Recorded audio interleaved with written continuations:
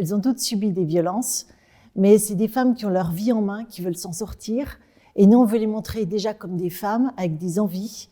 Et l'idée, c'est évidemment pas de les rendre célèbres, mais plus de leur rendre hommage, de les célébrer.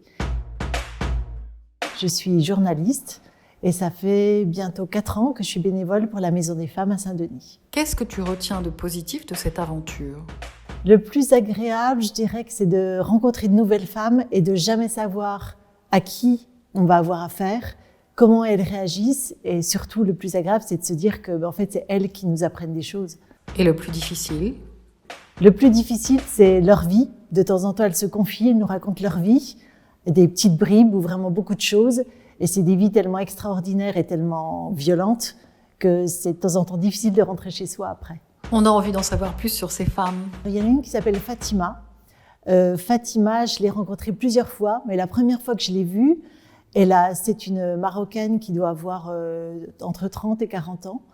Et je me suis dit, bon, elle vient du Maroc, ça va être assez facile, elle va parler français. Et en fait, pas du tout. Et j'avais aucun moyen d'essayer de lui faire comprendre en anglais par des signes. Je voulais juste qu'elle me dise son nom, son prénom. Et très spontanément, elle m'a montré son téléphone portable. Et elle avait des photos. Et elle a fait défiler des photos. Et je voyais des photos, elle me disait Maroc, Fès, Turquie, Syrie, Bulgarie, Hongrie. Et elle est énumérée comme ça à peu près, je sais pas, 10 pays. J'ai compris qu'elle les avait fait à pied, qu'elle est arrivée finalement à Paris. J'ai essayé de lui demander où elle dormait, si elle était dans un foyer. Donc elle me disait Châtelet, Châtelet. J'ai fini par comprendre qu'elle dormait au métro Châtelet depuis une semaine. Donc je me suis dit, bon, la première chose à faire, c'est qu'elle sache écrire son nom et puis son prénom. Et j'ai compris qu'en fait, elle était partie du Maroc pour fuir son mari, parce que son mari la battait, la frappait, et que la cicatrice, c'était son mari aussi. Voilà. Comment est née l'idée de l'exposition ? À force de rencontrer des femmes à la Maison des Femmes, il y avait toujours des phrases, des mots, des gestes qui me touchaient. Et je me suis mis très spontanément à écrire des petits posts sur Instagram, un petit peu pour leur rendre hommage, pour raconter ce que je faisais.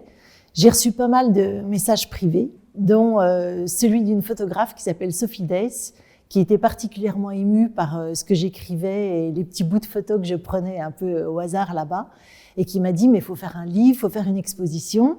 Bon, j'avoue que moi, ma première réaction, ça a été « oui, oui, bien sûr », mais j'y croyais pas. Et en fait, voilà, on en est là aujourd'hui, l'expo commence dans une semaine.